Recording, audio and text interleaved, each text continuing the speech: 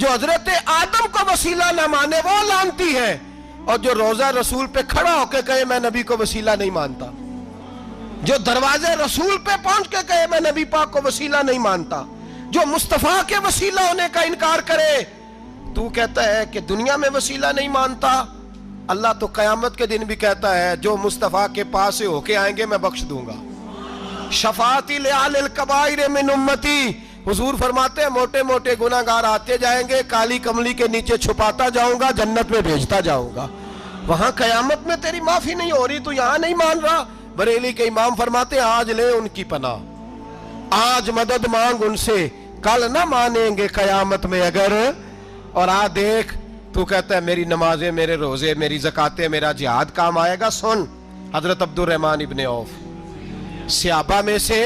تگڑا آدمی، اتنا بڑا شخص، اتنا بڑا آدمی کہ جس کے پیچھے